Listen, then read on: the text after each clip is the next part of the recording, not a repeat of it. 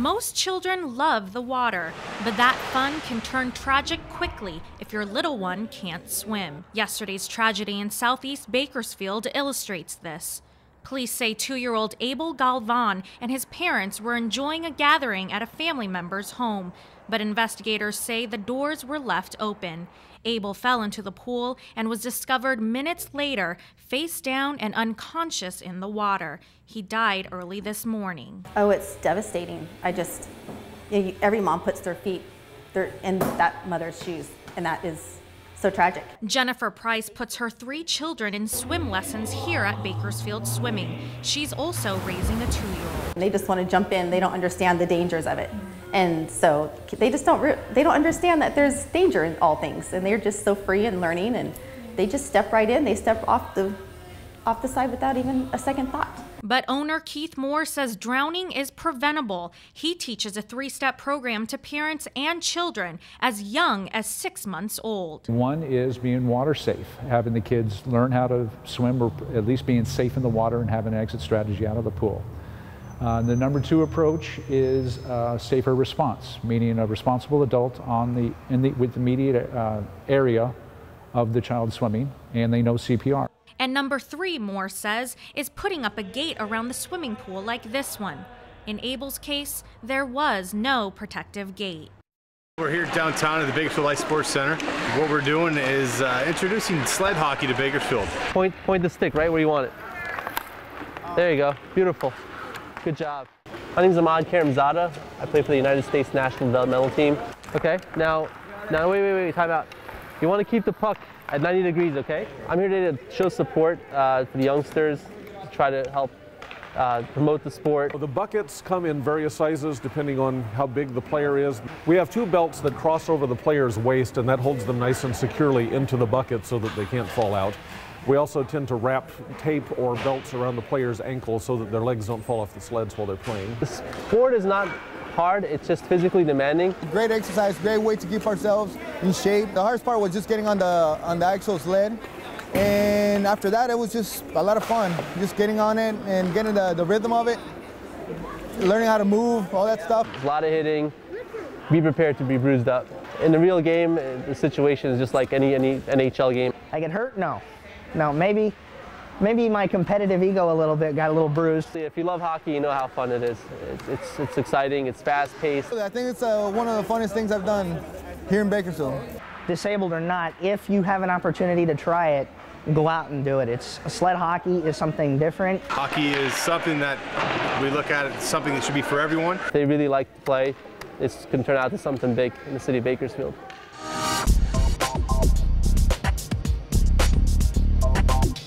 Isn't that ocean pretty? 21-month-old Otis Ivanek loves the ocean. Whales? Yeah. And fishes? And parents Jason and Tori Ivanek of Exeter love the ocean too. With him, even just in the shallow waves, I am real vigilant about watching him and holding his hand. And that is a must-do when it comes to kids. How would you describe what we're seeing out here? How does the ocean look today?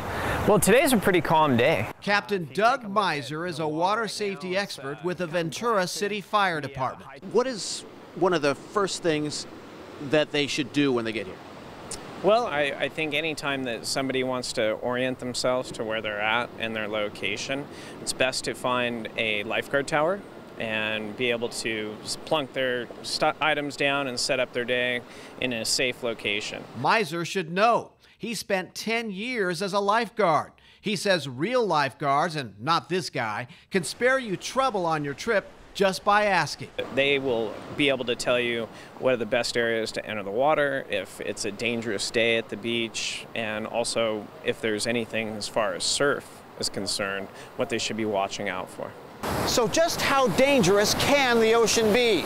Over 80% of ocean rescues are due to rip currents.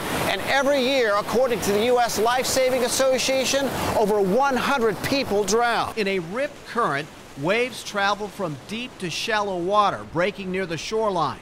A swath of water forcibly flowing away from the coast is called a rip current. They won't take you forever. You won't go out to the islands, but at the same time, it won't suck you underwater. So what if you're caught in a rip current? don't fight it. Swim in the direction following the shoreline to escape. When out of the current, swim and angle away from the current towards the shore. If you can escape, tread water or try to float. If all else fails, wave your arms and yell for help. But as long as you make sure that if you're out on the outside and you swim in a direction one way or the other, most of the time you're going to get back in just fine. Other things to remember, don't get burned. Wear sunblock. Anything with like an SPF of over 30 is a great one. And if you swim, swim sober. It makes for bad judgment and impairment in whether you're surfing or if you're swimming isn't a good idea either. So, just how good are you knowing your beach safety facts? We went to, where else? Bakersfield's Beach Park to find out. What is a rip current? A rip current? Isn't it where, like the current pulls you? Wow, that's something to do with the water, I know that. A rip current is where the water rips from underneath the shoreline, taking out the water out to sea. You're in the ocean, okay? You guys are all in the ocean. All of a sudden you're in trouble. What's the number one thing you should think of? Try to get away from the trouble. I probably will scream and yell at my husband. Oh, that's an easy one. Don't panic. Okay, here's one lifeguard flag. It's red. What do you think this stands for? Someone's drowning. Somebody's in trouble. It means don't go out in the water. Lifeguard puts a yellow flag out. What does this mean? Be careful. Okay, here's a green flag. What do you think the green flag stands for? If you see it out. Everything's going well. Okay, finally, the most difficult flag. What does the yellow and red flag stand for? I really don't have a clue. Caution, kind of keep your eye out. Shark in the water? Shark in the water? I've always seen those and wondered what that meant. Actually, it means only people from Spain can swim in the water. No, actually what this means is that there's a lifeguard on duty. So now that you know, go have fun and be safe at the beach. Only people from Spain can swim in the No, I was just kidding. Okay.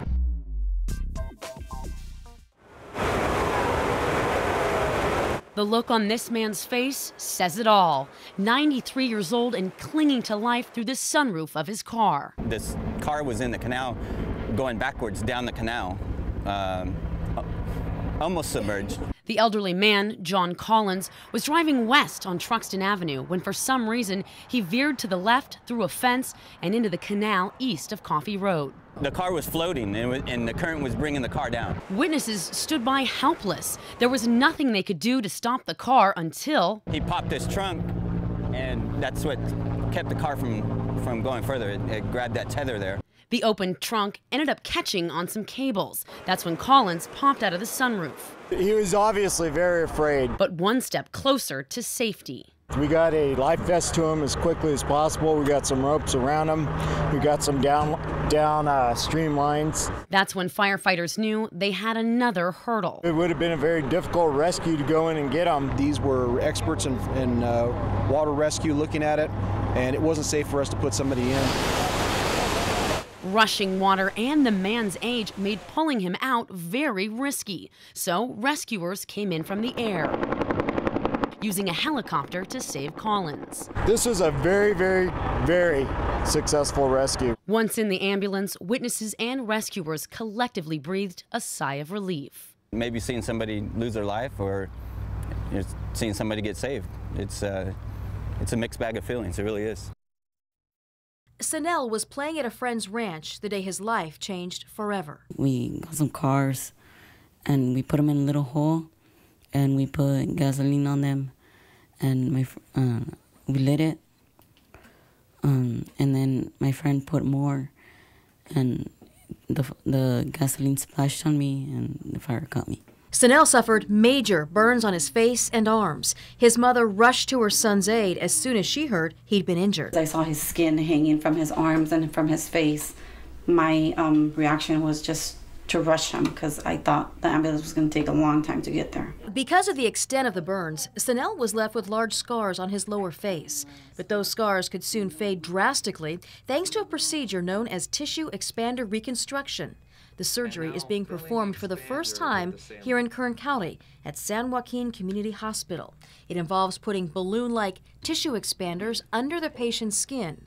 Those are then slowly filled with saline. And stretches the normal skin underneath the face and the neck, allowing us later to take that loose skin and advance it up where the burn used to be. The process from start to finish takes about 3 months, and while Sanel will still be left with signs of his injuries, the scarring you see now will be dramatically reduced. The scar hopefully will be a lot better cosmetically because it's going to be surgically created, it'll be straight, it'll be smooth, as opposed to the scar that was formed by the burn, which is irregular, thick, and unsightly.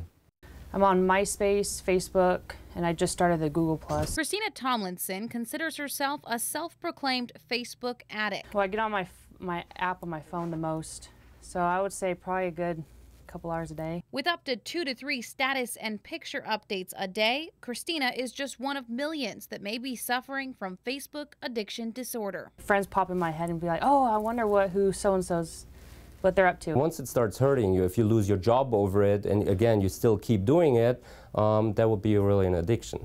I use it every day. Tamara Poe says she loves social media. I basically do it whenever I'm bored or if I'm like traveling somewhere. I do get to see all my old friends from back in high school and middle school, and if I meet someone out, they say, oh, do you have a Facebook? And they just like get to look at my pictures, or I get to look at theirs. It's just one of many new media outlets gaining fame in cyberspace, joining Twitter, MySpace, and just recently, Google+.